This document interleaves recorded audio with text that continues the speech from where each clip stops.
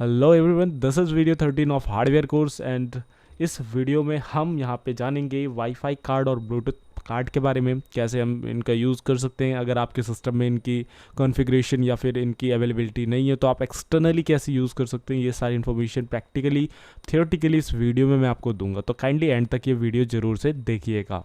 Video में आगे बढ़ने से पहले मैं आपको बता देता हूँ, आप हार्डवेयर कोर्स की प्लेलिस्ट देख रहे हैं, तो अगर आपने इस कोर्स की प्लेलिस्ट एक्सेस नहीं करी है तो आप चैनल में जाइए, प्लेलिस्ट सेक्शन में जाइए, यहाँ पे आपको हार्डवेयर कोर्स इन हिंदी की प्लेलिस्ट देखने को मिलेगी। इसे आप ओपन कर लीजिए और काइंडली स्टार्टिंग से वीडियो देखें ताकि आपसे कोई वीडियो मिस ना हो और आप हार्डवेयर में एक्सपर्ट बन जाए। आप इस प्लेलिस्ट को एक्सेस या बुकमार्क कर सकते हैं ताकि कोई भी वीडियो आप मिस ना कर पाएँ। इसी के साथ साथ आप वन वीडियो कोर्स की प्लेलिस्ट भी एक्सेस कर सकते हो, जिसमें आपको और भी बहुत तरीके के कोर्स मिल जाएंगे जो कि सिंगल वन शॉट हैं, एक वीडियो में आप सीख जाएंगे।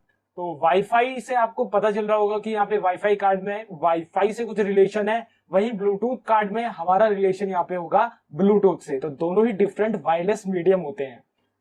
तो यहाँ जान लेते हैं वायरलेस फिडिलिटी यानी वाईफाई के बारे में। सबसे पहले वायरलेस फिडिलिटी के बारे में जानेंगे, इसके बाद वाईफाई कार्ड का काम जानेंगे। सो गाइस, वाईफाई को शॉर्ट में हम मतलब वायरलेस फिडिलिटी को हम शॉर्ट में वाईफाई कहते हैं।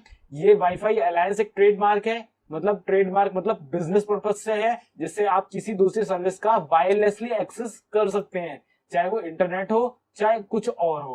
तो ये बना कैसे, मतलब इसको मैन्युफैक्चर तो नहीं, एक्चुअली इसे किसने अपना मतलब product as a product consider किया या बनाया। तो IEEE international engineering electricals engineers, ये एक कम्युनिटी है या आप मान लो एक ऐसा ग्रुप है जो वर्ल्ड वाइड एक्टिव है। ये इलेक्ट्रिकल इंजीनियर्स का ग्रुप है जिनके स्टैंडर्ड्स भी होते हैं, डिफरेंट डिफरेंट स्टैंडर्ड। जैसे आपने वाईफाई के आगे देखा होगा 802.11, 802.11 एन, 802.11 ए। तो गाइस ये स्टैंडर्ड होते हैं, ये डिफरेंट डिफरेंट वाईफाई के जो रेंज होती है, फ्रीक्वेंसी होती है, उन पे डिपेंड होते हैं। ये हम आगे डिस्कस करेंगे। यहाँ पे बस इतना जान लेते हैं, जो IEEE जिसकी फुल फॉर्म होती है इंटरनेशनल इलेक्ट्रॉनिक्स इलेक्ट्रिकल्स इंजीनियर्स, तो ग्रुप ने वाईफाई को स्टार्ट किया था। तो हम जो सिंपली अपने लोकल एरिया नेटवर्क यानी जो लोकल हमारा नेटवर्क होता है उसमें या तो हम वायर मीडियम से अपना इंटरनेट एक्सेस करते हैं, जिसमें हम ईथरनेट केबल लगाते हैं। अगर हमें वायरलेसली करना है जिसमें वायर नहीं लगानी है तो हम सिंपली उसे WLAN बनाएंगे, यानी वायरलेस लोकल एरिया नेटवर्क, चाहे वो राउटर के थ्रू बनाए चाहे वो मॉडेम के थ्रू बनाए। तो हमारा जो वायरलेस फिडिलिटी है यानी वाईफाई है, हम अपने लोकल एरिया नेटवर्क में भी इसे यूज करते हैं। तो यहाँ पे आप जान लेते हैं ब्लूटूथ के बारे में। तो ये भी एक पर्सनल एरिया नेटवर्क, जो वायरलेस एरिया नेटवर्क था पीछे साइड वाईफाई में, उसमें आप लैन में यूज कर सकते हो, यानी एक अच्छे खासे स्केल में, जैसे 60 फीट या 70 मीटर, 80 मीटर, 100 मीटर तक। लेकिन जो आपका ब्लूटूथ है वो बहुत ही कम रेंज में चलता है, जैसे 10 मीटर, 15 मीटर्स। तो जो पैन नेटवर्क होता है जो पर्सनल यूज के लिए होता है, तो वहां पे हम ब्लूटूथ का यूज करते हैं। जैसे आपने देखा होगा हेडफोन्स में हम ब्लूटूथ का यूज करते हैं, ब्लूटूथ वायरलेस वाले आते हैं। तो पर्सनल जो चीजें होती है उनमें हम अगर वायरलेसली कोई भी नेटवर्क बनाना चाहें तो हम ब्लूटूथ का इस्तेमाल करते हैं। तो इसमें क्या है, इसका डिजाइन कैसा है भाई, ये केबल रिप्लेसमेंट है, इसमें केबल की कोई जरूरत नहीं, लो कॉस्ट है, कोई मेंटेनेंस नहीं लगता, लो पावर है, काफी हल्के पावर में भी ये मतलब अच्छे से वर्क करता है। स्मॉल साइज कॉम्पेटेबल डिवाइसेस में भी ये बहुत ही अच्छे से आपका इनबिल्ट हो जाता है, और मोबाइल डिवाइसेस के लिए बेसिकली ये डिजाइन हुआ था। इसको भी IEEE ग्रुप ने ही बनाया था, एंड इसके भी डिफरेंट डिफरेंट टाइप के स्टैंडर्ड होते हैं। स्टैंडर्ड हम आगे ही डिस्कस करेंगे। तो ये था ब्लूटूथ और वाईफाई, इन दोनों में क्या स्टैंडर्ड था, किसने बनाया था एंड इनका यूज क्या था।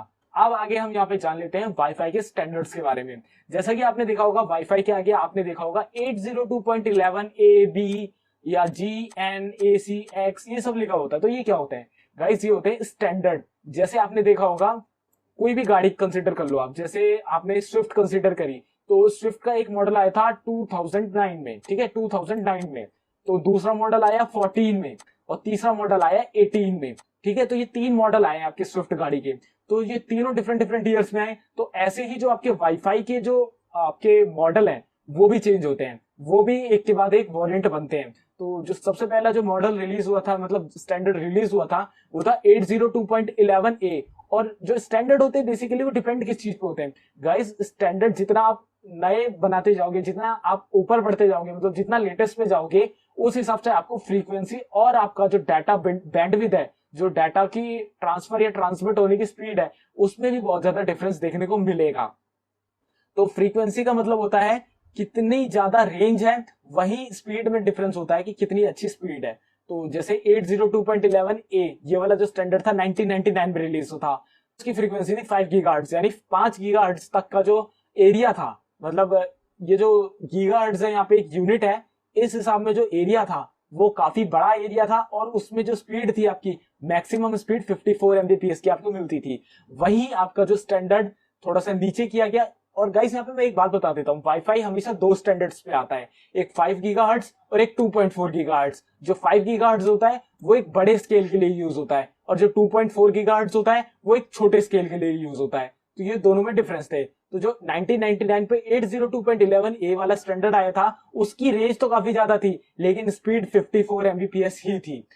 वही जो 1999 में एक और आया, मतलब जो नॉर्मल पोर्टेबल डिवाइसेस या पर्सनल यूज के लिए स्टैंडर्ड लाया गया, उसे कहते थे बी 802.11b, और वो 2.4 गीगाहर्ट्ज के फ्रीक्वेंसी में चलता था। वहीं उसकी जो स्पीड थी वो 11 एमबीपीएस थी, जो कि एक पर्सनल सिस्टम के लिए, मतलब पर्सनल नेटवर्क के लिए उस टाइम पे काफी अच्छी स्पीड थी। इसके बाद ये धीरे धीरे इवेलुएट होते गए, इवोल्यूशन होता गया इनमें, और जो करेंटली 2019 में रिलीज हुआ वो था 80.11ax, जिसमें दोनों ही आपको फ्रीक्वेंसी देखने को मिल जाती थी 2.4 गीगाहर्ट्ज की और 5 गीगाहर्ट्ज की। एंड यहाँ पे आपको स्पीड 10 से 12 जीबीपीएस यानी गीगाबिट्स पर सेकंड की देखने को मिलती थी। तो इस हिसाब से आपके जो स्टैंडर्ड है वो डिवाइड होते हैं फ्रीक्वेंसी और डाटा बैंडविड्थ के रेट में। तो इवेलुएट ये धीरे धीरे होते चले गए एंड इनमें बहुत सारे स्टैंडर्ड आपको देखने को मिलते हैं। तो I hope guys wifi standard आपको समझ में आया होगा।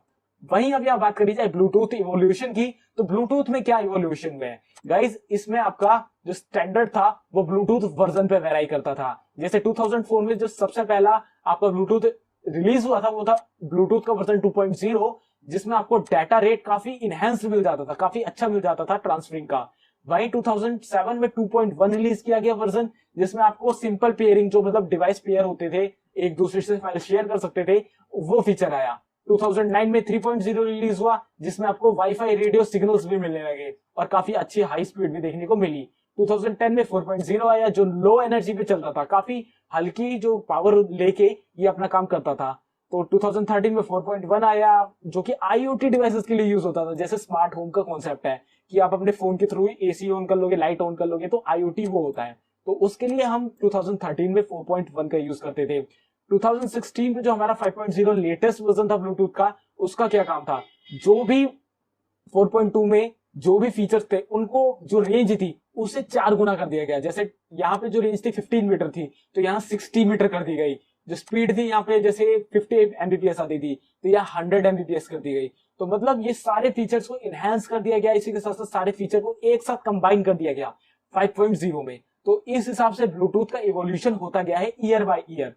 हमने वाईफाई में देखा स्टैंडर्ड इवोल्यूशन हुआ, ब्लूटूथ में आपका वर्जन का इवोल्यूशन हुआ। तो इस तरीके से दोनों ही जो टेक्नोलॉजीज हैं वो धीरे धीरे इनहेंस करती गई और इन दोनों को ही हम अपने सिस्टम में, अपने कंप्यूटर में, अपने हार्डवेयर में यूज करते हैं, इंटरनली या एक्सटर्नली। लैपटॉप में आप जाओगे तो आपको इंटरनली आपको वाईफाई और ब्लूटूथ देखने को मिलेगा। इसका मतलब यह है कि आपका वाईफाई कार्ड या ब्लूटूथ कार्ड आपके सिस्टम में, आपके मदरबोर्ड में, आपके लैपटॉप में पहले से इनबिल्ट है। अगर आप डेस्कटॉप में यूज करना चाहते हो तो आपको एक्सटर्नली लगाना पड़ेगा, जो कि आपको मार्केट से खरीदना पड़ेगा। तो अब यहाँ पे कुछ बात कर लेते हैं वाईफाई और ब्लूटूथ की कंपेयरिंग में। तो गाइस स्पेसिफिकेशन जो अथॉरिटी है तो दोनों की ही लगभग सेम है। ब्लूटूथ के राइट अब एसआईजी ने खरीद लिए हैं, लेकिन इससे पहले जो राइट्स थे वो IEEE के पास थे, जबकि वाईफाई के राइट्स अभी भी IEEE के पास ही हैं। ईयर ऑफ डेवलपमेंट ब्लूटूथ 1994 में फर्स्ट रिलीज हुआ था, वहीं वाईफाई 1991 में सबसे पहले जो टेक्नोलॉजी थी वाईफाई की 1991 में देखने को मिली थी। बैंडविड्थ काफी लो होती है ब्लूटूथ की, वहीं वाईफाई की बैंडविड्थ काफी हाई होती है। ये कंपेयरिंग 2005 के मॉडल से करी गई है, अभी का मॉडल नहीं है, क्योंकि ये पिक्चर मैंने ऑनलाइन ली है, मुझे लेटेस्ट नहीं मिली, तो मैंने ये पहले के ही कंपेयरिंग कर दी। आप इस हिसाब से अपग्रेडेशन लगा सकते हो, देख सकते हो कि आपका जो स्पीड है वो कैसी मिलती है, आज के जो मॉडर्न डिवाइसेस है उसमें वाईफाई और ब्लूटूथ का क्या सीन है। तो यहाँ पे कुछ डिफरेंस है, आप यहाँ पे डिफरेंस देख लीजिए बस। तो हार्डवेयर रिक्वायरमेंट आप दोनों को कहीं पे भी यूज कर सकते हैं, मोबाइल फोन, पोर्टेबल डिवाइस या अपने लैपटॉप, कंप्यूटर, दोनों में। एडेप्टर आपको बस लगाना पड़ेगा। एडेप्टर आपका इनबिल्ट भी आ सकता है, एक्सटर्नल भी लगा सकते हैं। कॉस्ट आपकी ब्लूटूथ की लो पड़ती है, वही वाईफाई की हाई कॉस्ट पड़ती है। पावर कंजप्शन ब्लूटूथ में कम, वाईफाई में ज्यादा। फ्रीक्वेंसी 2.4 गीगाहर्ट्ज की आपको ब्लूटूथ में देखने को मिलती है। वहीं वाईफाई में अगर आप पर्सनल यूज के लिए कर रहे हो तो 2.4 गीगाहर्ट्ज मिलती है। वहीं अगर आप कमर्शियल यूज के लिए कर रहे हो तो 5.0 गीगाहर्ट्ज तक की भी मिल सकती है। सिक्योरिटी ब्लूटूथ में बहुत हल्की होती है और वाईफाई में आपकी काफी अच्छी हो गई है जब से WPS2 आया है। रेंज काफी कम होती है ब्लूटूथ की इन कंपेयरिंग ऑफ वाईफाई, लगभग 10 टाइम्स का डिफरेंस हो सकता है। प्राइमरी डिवाइसेस, किन किन डिवाइसेस में आपका ब्लूटूथ वर्क करता है? Mobile phone, mouse, keyboard, office, industrial automation devices, जैसे आपका वायरलेस ईयरपोड्स हो गए, हेडफोन्स हो गए, इनमें भी आपका, जैसे वायरलेस स्पीकर्स भी हो गए, इन सब में आपका ब्लूटूथ वर्क करता है। नोटबुक, कंप्यूटर, डेस्कटॉप, सर्वर्स, इन सब में आपका वाईफाई यूज करता है। आपका राउटर, मॉडेम, ये सभी वाईफाई बेस्ड होते हैं। ईज ऑफ यूज, कौन इजी है यूज करने में? दोनों ही लगभग इजी है, दोनों का ही मेंटेनेंस लगभग सेम है। तो ये कुछ डिफरेंस थे, और डिफरेंस आप खुद कंसीडर कर सकते हो ब्लूटूथ और वाईफाई में, क्योंकि नॉर्मली आपने ब्लूटूथ और वाईफाई बचपन से ही चलाया होगा। तो यहां बात कर लेते हैं दोनों कार्ड्स की, यानी वाईफाई की इंटरनल और एक्सटर्नल दोनों ही कार्ड्स की। अगर आपके सिस्टम में, अगर आप लैपटॉप यूज कर रहे हो तो आपके पास पहले से इंटरनली लगा होगा, और अगर आपका वो खराब हो जाता है तो आपको इंटरनली लगवाना है तो कुछ इस तरीके का वाईफाई कार्ड आपको लगवाना पड़ेगा। ये आपका PCIe, जो एक्सप्रेस वाला स्लॉट होता है PCIe का, उस पोर्ट में ये लगेगा। तो कुछ इस तरीके के इसमें दो एंटीने भी होंगे एंड कुछ इस तरीके का आपका वाईफाई कार्ड भी दिखेगा। अगर आप एक्सटर्नली लगाना चाहते हो तो एक्सटर्नली कुछ USB पोर्ट टाइप का आपको इस टाइप का एडेप्टर देखने को मिलेगा वाईफाई का, इसे लगाकर भी आप अपने सिस्टम पे यूज कर सकते हो। तो ये थी इंटरनल और एक्सटर्नल वाईफाई कार्ड। इन कार्ड्स को लगाने के बाद आपके सिस्टम में अगर वाईफाई की कैपेबिलिटी नहीं भी होगी तब भी हो जाएगी, आप वायरलेसली अपने सिस्टम में नेटवर्क कनेक्ट कर पाओगे। तो ये था वाईफाई कार्ड का यूज। यहाँ पे जान लेते हैं ब्लूटूथ कार्ड का यूज। तो इंटरनल जो आपके अगर लैपटॉप में लगा है या खराब हो गया है और आपको दूसरा चेंज कराना है तो इंटरनल ब्लूटूथ कार्ड आपको PCIe स्लॉट में ही लगा मिलेगा और कुछ इस तरीके का आपको दिखेगा। अगर आपका लैपटॉप है तो आपको ये मदरबोर्ड में ही लगा मिल जाएगा। एक्सटर्नली लगाना चाहोगे इंटरनल वाला, मतलब बाहर से लेके इंटरनल लगाना चाहोगे लैपटॉप में, तो PCIe स्लॉट में ही लगेगा, इस तरीके का दिखेगा। अगर आप USB टाइप लगाना चाहोगे तो कुछ इस तरीके का आपको मार्केट से परचेस करना पड़ेगा। तो ये थे इंटरनल और एक्सटर्नल ब्लूटूथ कार्ड। तो गाइस, इनका यूज हम तभी करते हैं जब हमें अपने सिस्टम में इनकी सर्विस लानी होती है या हमें ब्लूटूथ और वाईफाई का सपोर्ट अपने सिस्टम में चाहिए होता है।